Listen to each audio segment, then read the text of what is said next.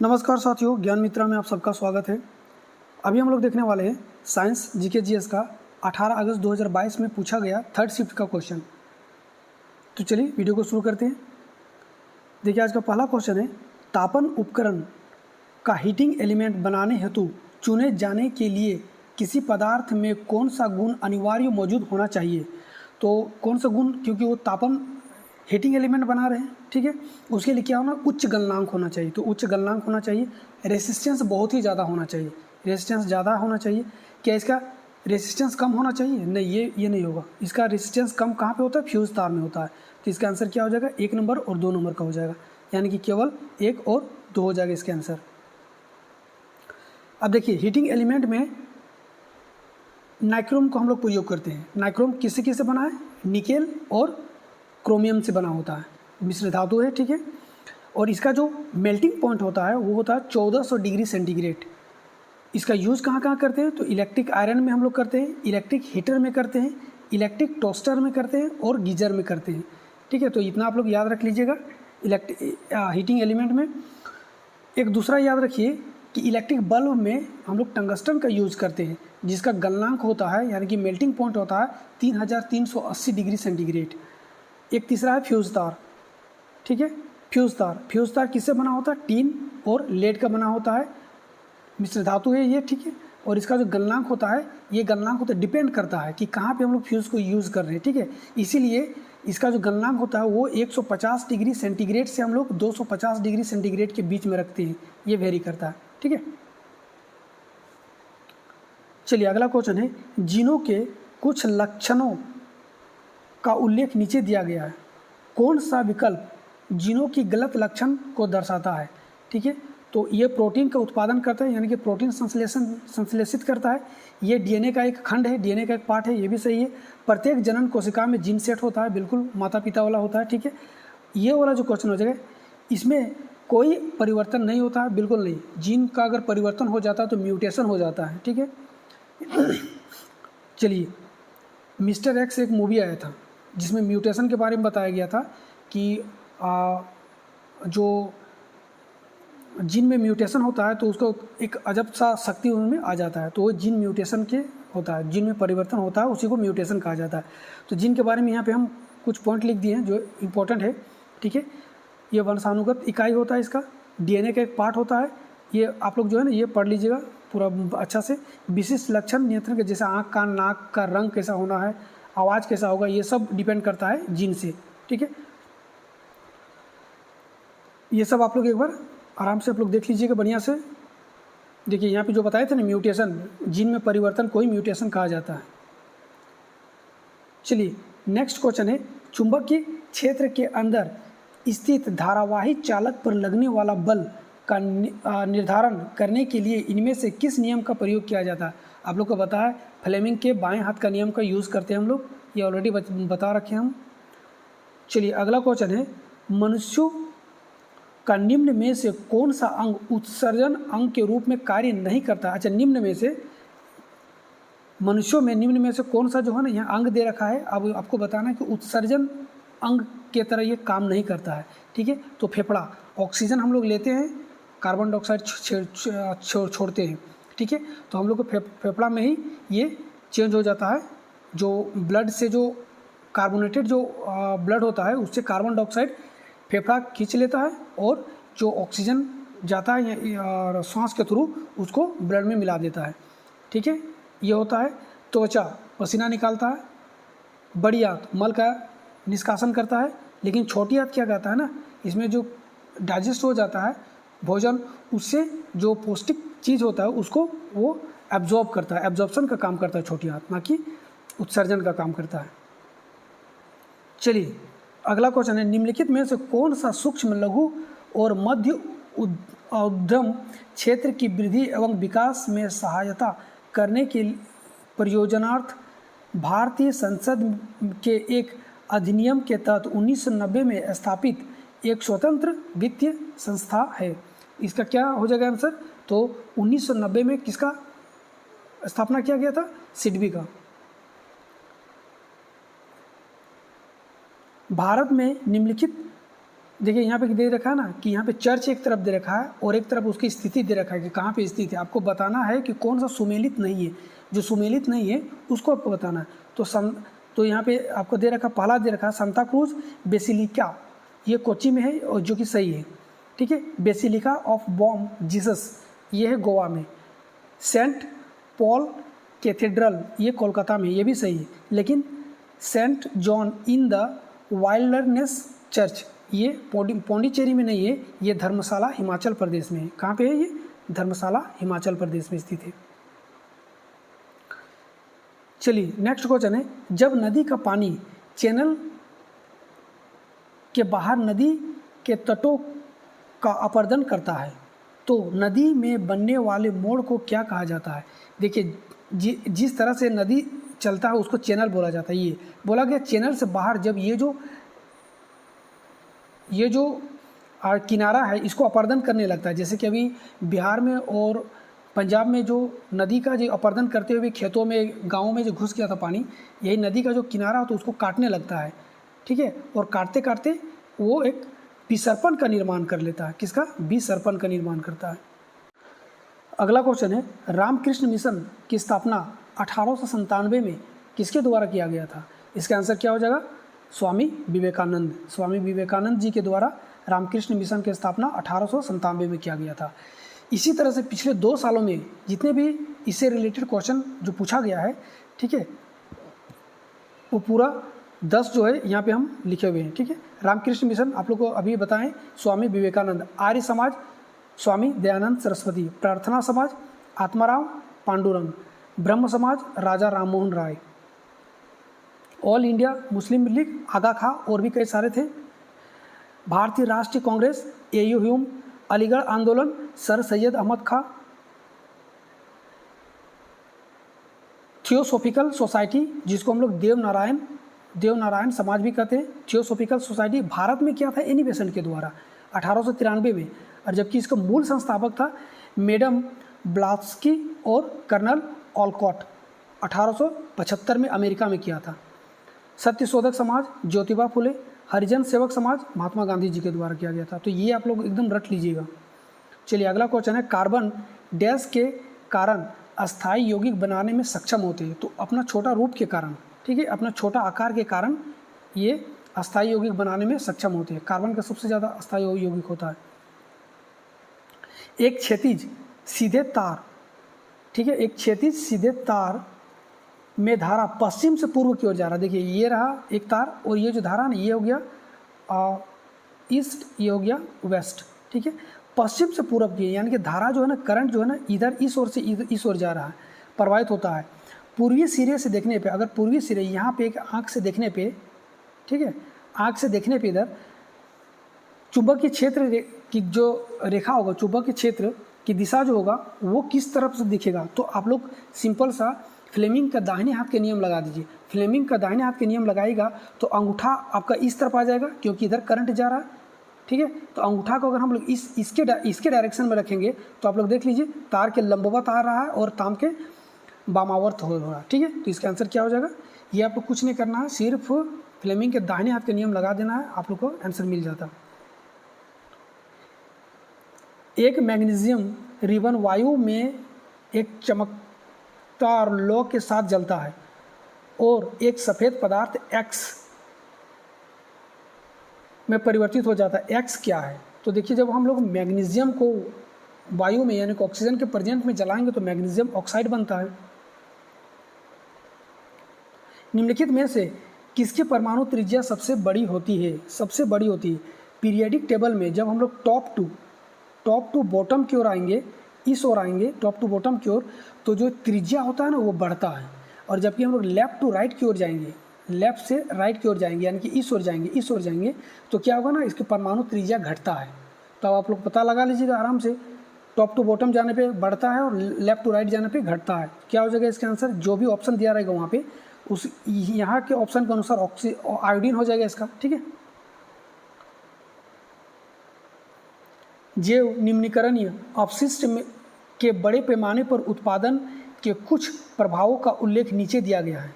गलत कथन को चयन करना है आपको, ठीक है। तो इसका गलत कथन कौन सा हो जाएगा, लैंडफिल में भेजे जाने वाले अपशिष्ट की मात्रा बढ़ जाती है, ठीक है। इसका आंसर ये हो जाएगा। ये इन्वायरमेंट का क्वेश्चन है। एक क्वेश्चन पूछा गया था, इससे आप लोग को बहुत ज़्यादा नॉलेज खुलने वाला है। देखिए, ठीक है, दिए गए परिपथ में 3 ओम प्रतिरोध में प्रवाहित धारा ज्ञात कीजिए। बोला गया है कि ये जो एक परिपथ दे रखा है, सर्किट दे रखा है, इस सर्किट में ये जो 3 ओम है यहाँ पे, इससे कितना करंट पास होगा ये आपको बताना है। तो एक चीज़ आप लोग याद रख लीजिए, चाहे यहाँ पे 2 प्रतिरोध दे, चाहे हज़ारों प्रतिरोध दे, जितना करंट सीरीज में, सीरीज ये कॉम्बिनेशन है ना, सीरीज कॉम्बिनेशन में जो करंट यहाँ से पास होगा वही करंट यहाँ भी आएगा, सेम करंट रहता है। चाहे प्रतिरोध कितना भी दे, मैटर नहीं करता है।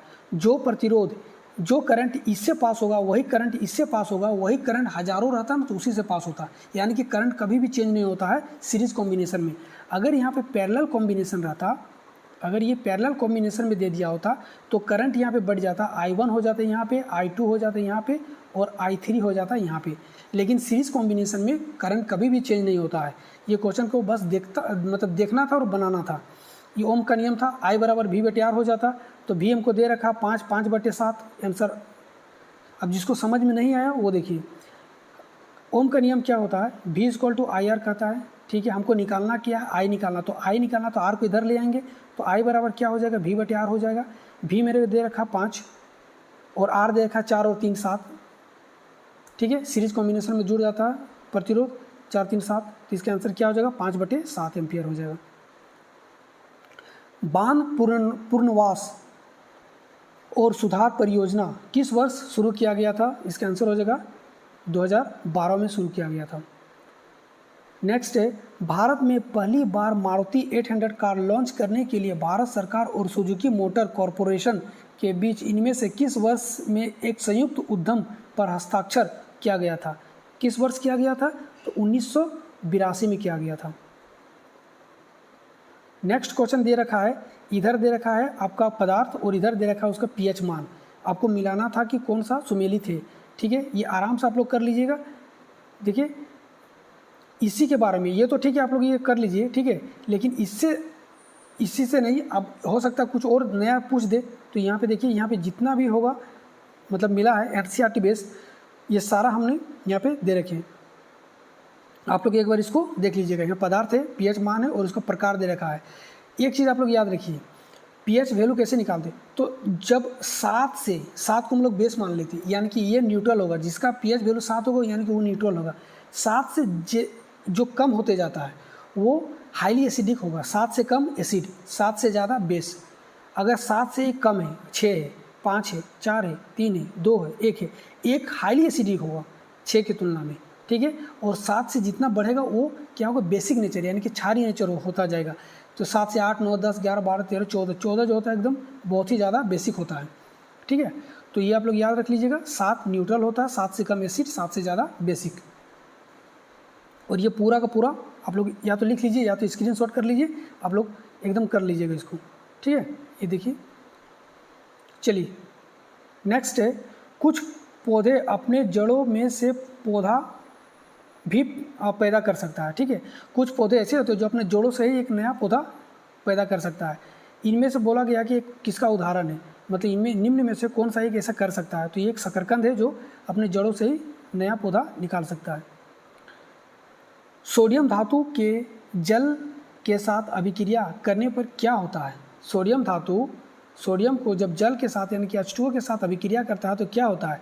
देखिए सोडियम जब H2O के साथ अभिक्रिया करता है तो क्या बनाएगा, सोडियम हाइड्रोक्साइड बनाता है, सोडियम हाइड्रोक्साइड बनाएगा और हाइड्रोजन गैस निकालेगा, ठीक है। सोडियम हाइड्रोक्साइड बनाएगा और ऑक्सीजन गैस को, हाइड्रोजन गैस को माफ कीजिएगा, हाइड्रोजन गैस को निकालता है। इसका आंसर हो जाएगा, ये इसका रहा रिएक्शन। कई कई बार रिएक्शन सिर्फ दे देता है और आपको पूछ देगा क्वेश्चन। नीचे दिए गए कथन पर विचार कीजिए और सही कथन का चयन करना है आपको, ठीक है। आवर्त सारणी में बाएं से दाएं की ओर बढ़ने से धात्विक गुण घटता है, बिल्कुल। टॉप टू बॉटम आने पे धात्विक गुण बढ़ता है और लेफ्ट टू राइट जाने पे घटता है। ये वाला यहाँ पे पूछा कि लेफ्ट टू राइट जाने पे क्या होगा, घटता है, तो बिल्कुल ये सही है। जैसे जैसे आवर्त में संयोजी कोष इलेक्ट्रॉनों के कार्य करने की प्रभावी नाभिक का आवेश बढ़ता जाता है वैसे वैसे इलेक्ट्रॉन त्यागने की क्षमता कम होती जाती है। बिल्कुल ये भी सही है। ठीक है, तो दोनों ही इसमें सही हो जाएगा। तो इसका आंसर हो जाएगा दोनों कथन सही है और कथन 1 का सही व्याख्या करता है। इसका आंसर क्या हो जाएगा 4 नंबर का। ये वाला जो क्वेश्चन है ना ऑलरेडी पिछले क्लास में हम बता रखे हैं। मेरा पिछले क्लास आप लोग जाके देखिए, इसी सीरीज का जो प्रीवियस ईयर का क्वेश्चन है ये पूरा लेफ्ट टू राइट जाने में कौन सा क्या घटता है बढ़ता है सब बता रखे हैं। चलिए अगला क्वेश्चन है, भारत का पहला गणतंत्र दिवस आप लोग को पता होगा 1950 में मनाया गया था, 26 जनवरी 1950। चिपको आंदोलन से संबंधित एक क्वेश्चन पूछा गया था। चिपको आंदोलन के संदर्भ में कौन सा कथन गलत है, गलत विकल्प को चुनना है। ठीक है, तो यह पेड़ को बचाने के लिए चलाया गया एक अहिंसक था, हिंसक नहीं था, अहिंसक आंदोलन था, ना कि हिंसक आंदोलन है। ठीक है, इसका आंसर ये हो जाएगा। नेक्स्ट क्वेश्चन है, निम्नलिखित में से कौन सा पौधों में संग्रहित कार्बोहाइड्रेट है। मतलब पौधा जो है ना कार्बोहाइड्रेट को किस रूप में संग्रहित करके रखता है, तो ये स्टार्च के रूप में रखता है। ठीक है, आप लोग आंसर बताइएगा हम लोग कमेंट में कि मानव शरीर में कार्बोहाइड्रेट जो होता है वो किस रूप में संचित होता है और हमारे शरीर का कौन सा अंग सबसे ज़्यादा कार्बोहाइड्रेट को स्टोर यानी कि जिस रूप में स्टोर करता है उस रूप में सबसे ज़्यादा किस अंग स्टोर करके रखता है, ये भी आप लोग बताएगा। ठीक है, भारतीय संविधान का अनुच्छेद 243 यानी कि 243 के ई पंचायत की किस विशेषता से संबंधित है। तो पंचायत की किस विशेषता से संबंधित है, तो ई से। ठीक है, 243 का क्लॉड ई में बोला गया है कि पंचायत की अवधि के बारे में बताया गया है। ठीक है, पंचायत की अवधि कितने वर्ष का होता है इसके बारे में बताया गया है। ये तो हो गया जो क्वेश्चन पूछा गया था। इसके अलावा जो भी इससे रिलेटेड क्वेश्चन है यानी कि जो पंचायत की ये जो है आर्टिकल है 243, ये आर्टिकल ए से लेकर के, ठीक है, 243 आर्टिकल 243 ए से लेकर के 243 ओ तक है। ठीक है, और इससे क्वेश्चन बहुत बार पूछता है, क्लॉड ए से क्लॉड ओ तक है। ठीक है, अब इसी के लिए यहाँ पे सारा कुछ हम लिख दिए हैं ए टू ओ तक, सारा आप लोग एक बार स्क्रीनशॉट करिए इसका और कॉपी में लिखिए और इसको जिस तरह से भी आप लोग रट सकते हैं आप लोग कर लीजिएगा। ठीक है, बेहतर होगा कि कोई आप लोग एक शॉर्ट ट्रिक बना लीजिए। KLMNO। ठीक है, चलिए नेक्स्ट है, भारत दक्षिण एशिया का तीसरा सबसे बड़ा देश है।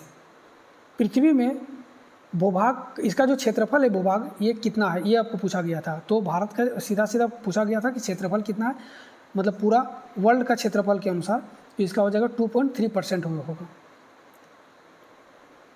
एक गोलीय दर्पण द्वारा उत्पन्न आवर्धन -0.5 है, तो इसका पावर पूछ दिया है। ठीक है, वो माफ कीजिएगा, इसका प्रतिबिंब पूछ दिया है।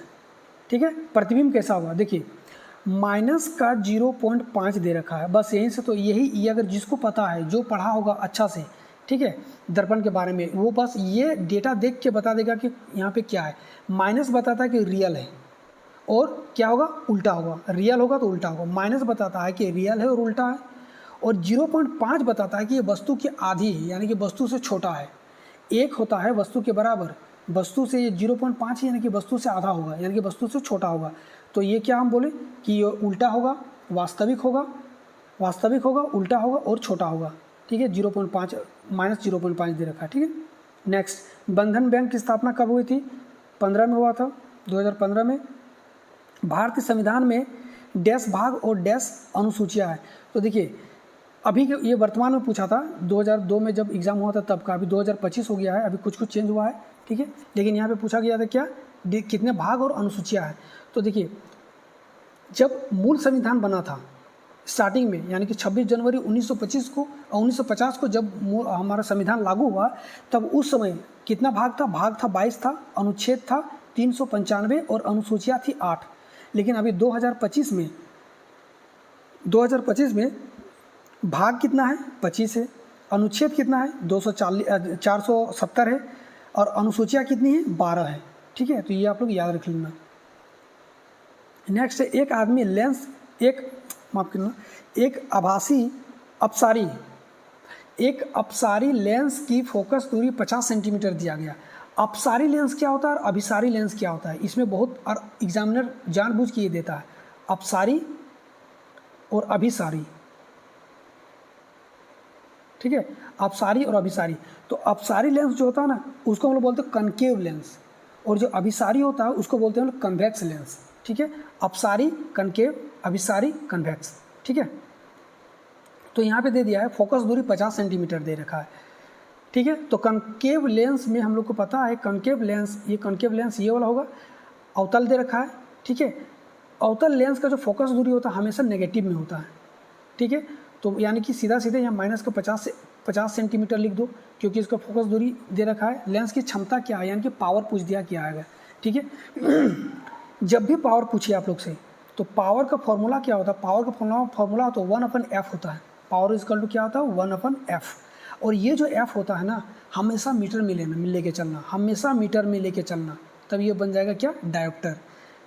तो ये मीटर में हम लोग लेके चलेंगे। तो यहाँ पे दे रखा है कितना, माइनस का 50। माइनस अब क्यों लिए आप लोग को पता चल गया। तो माइनस का 50 सेंटीमीटर, इसको मीटर में चेंज करेंगे तो 0.5 मीटर हो जाएगा, माइनस का 0.5 मीटर। अब 1/, हम लोग को पता है पावर बराबर तो 1/0.5, और ये क्या माइनस में दे रखा है। इस पॉइंट को हटाएंगे तो यहाँ पे 10 आ जाएगा, 5 दूनी 10, यानी कि 2 डायोप्टर हो जाएगा इसका आंसर। यहीं पे दिया है 2 डायोप्टर, और किस में, माइनस में। ठीक है, क्योंकि माइनस यहाँ पे है, माइनस का 2 डायोप्टर। अब यहाँ पे अपसारी और अभिसारी दोनों के बारे में अच्छे से डिटेल से हम लिख दिए हैं। मैक्सिमम जो पूछा जाता है जहाँ पे हम रेड कर दिए हैं ये सब, ये क्या है, फोकस दूरी इसका नेगेटिव होता है। ये इसका चेंज कर लेते हैं थोड़ा सा कलर। ठीक, इसका फोकस दूरी नेगेटिव होता है, ये आभासी, सीधा और छोटा बनता है। ठीक, अभिसारी यानी कि कन्वेक्स लेंस में क्या होता है, तो ये धनात्मक होता है इसका फोकस दूरी। ठीक है, ये स्थिति के अनुसार, वस्तु और लेंस की स्थिति के अनुसार चेंज होता है, या तो वास्तविक भी हो सकता है, उल्टा भी हो सकता है, या फिर आभासी भी हो सकता है और सीधा भी हो सकता है। डिपेंड करता है ये वस्तु और लेंस की स्थिति के अनुसार। बाकी आप लोग अच्छा से पढ़ लीजिएगा। चलिए, निम्नलिखित में से कौन सी रासायनिक अभिक्रिया देखिए ये क्लोर एल्कलाई हम ऑलरेडी पीछे बता चुके हैं। ठीक है, दोबारा नहीं बताएंगे इसको। ठीक है, इसका आंसर क्या हो जाएगा, आप लोग पीछे एक बार जाके, जो मेरा प्रीवियस ईयर का ही इसी सीरीज़ का पिछला वीडियो आप लोग जाके देख लीजिएगा। ठीक है, इसका आंसर क्या हो जाएगा। चलिए, श्वसन की दर, प्रकाश संश्लेषण की दर से अधिक होने से पौधे में क्या असर होगा। अगर आमदनी से ज़्यादा अगर खर्चा होगा तो क्या होगा, आदमी का सत्यानाश हो जाएगा। ठीक है, तो यही चीज़ यहाँ पे बोला गया है कि अगर आमदनी जितना नहीं हो रहा है उससे ज़्यादा खर्चा कर दे रहा पौधा, यह बोला है कि श्वसन की दर, अगर श्वसन की दर प्रकाश संश्लेषण की दर से ही अधिक हो जा रहा है तो क्या होगा, वो हो जाएगा उत्पादित भोजन की तुलना में अधिक भोजन का ऑक्सीकरण होने लगेगा और पौधा सूख जाएगा। ठीक है, चलिए, यौगिक C2H6 और C3H8 में डैश इकाई का अंतर है और डैश श्रेणी की से संबंधित है। तो सबसे पहले बात यहाँ पे समझाती है, क्योंकि कार्बन और हाइड्रोजन सब मिलकर बना समझाती श्रेणी है, समझाती श्रेणी हो जाएगा ये। दूसरी बात देखिए, यहाँ पे 2 कार्बन है, यहाँ पे 3 कार्बन है, बचा 1 कार्बन, यहाँ पे 6 हाइड्रोजन है और यहाँ पे 8 हाइड्रोजन है, बचा 2 हाइड्रोजन। C2H2 और समझाती श्रेणी। अगर जिसको समझ में नहीं आया फिगर बनाओ, C2 बनाओ और H कितना दे दो, 6 दे दो, ये लो 6H हो गया। ठीक है, एक तो ये वाला बन गया। दूसरा में बोला है क्या, C3H6, तो C यानी कि कार्बन 3 बनाओ और H 6 बनाओ। चलिए, ये देखो H 6 बन गया। अब यहाँ से काटना शुरू कर दे, एक कार्बन को काटेंगे तो इसके साथ 3 को चला जाएगा, 3 को चला जाएगा, फिर ये 2 को चला जाएगा, ये 2 को, ये कार्बन खत्म, फिर ये हाइड्रोजन चला गया तो 1 हाइड्रोजन ये चला हुआ, कितना बचा, 1 C यहाँ बच गया, 1 C यहाँ बच गया और 2 हाइड्रोजन यहाँ बच गया। ठीक है, तो CH2। ठीक है, इस तरह से किसी भी तरह से बना लो, लेकिन सबसे बेटर है कि आप लोग यहीं पे सॉल्व करना सीख लो। निम्नलिखित में से कौन सी ऊष्मीय ऊर्जा की इकाई नहीं है, तो ऊष्मीय ऊर्जा की इकाई नहीं है, तो किलोवाट ऊष्मीय ऊर्जा की इकाई नहीं है। ये किसका है, पावर का है। ठीक है, अगर यहाँ पे किलोवाट घंटा रहता तो ये भी हो जाता है ऊर्जा की इकाई, लेकिन यहाँ पे सिर्फ किलोवाट है, ये पावर का है। बाकी कैलोरी, वाट और जूल ये तीनों ही किसका है, ऊर्जा का है। किलोवाट किसका होता है, पावर का होता है। ठीक है, चलिए नेक्स्ट है त्रिपुरा राज्य भाषा अधिनियम 1964 के अनुसार त्रिपुरा राज्य के सभी या किसी भी आधिकारिक आयोजन हेतु किन भाषाओं का उपयोग किया जाना चाहिए। ठीक है, यहाँ देखने में आप लोगों को थोड़ा सा प्रॉब्लम होगा, हम पढ़ दिए इसलिए। ठीक है, तो ये बंगाली और कोकबोरॉक भाषा को यूज़ किया जाता है। ग्रह क्यों नहीं टिमटिमाते हैं? तो क्योंकि वे प्रकाश के विस्तारित स्रोत के रूप में कार्य करते हैं, ना कि प्रकाश के उत्सर्जित स्रोत के रूप में कार्य करते हैं। ठीक है, इसी कारण है कि ये ग्रह टिमटिमाते नहीं हैं, ये दूसरे के प्रकाश से चमकते, अपने आप को चमकाता है। ठीक है, तो ये क्या हो जाएगा इसका आंसर। चलिए, डैश वसा के पाइसीकरण, जब जैसे कि कार्बोहाइड्रेट और प्रोटीन टूटता है तो उसको हम लोग डाइजेशन करते हैं। अब जो ये जो वसा टूटता है ना उसको पाइसीकरण कहते हैं, छोटे छोटे टुकड़ों में टूट जाना वसा का पाइसीकरण कहलाता है। ठीक है, ये वसा का बड़ा सा बुलबुला टाइप का होता है, गोल टाइप का। अब ये छोटे छोटे बुलबुले में गोला में टूट जाता है, इसी को पाइसीकरण कहा जाता है। ठीक है, यहाँ से यहाँ कन्वर्ट हो जाना पाइसीकरण कहलाता है। ठीक है, और ये शुभ काम करता कौन है? तो ये हम लोग के लीवर से एक निकलता है पित्त, जो कि पित्ताशय में रहता है, गोल ब्लाडर में रहता है, यही करता है। ठीक है, तोड़ने का काम। चलिए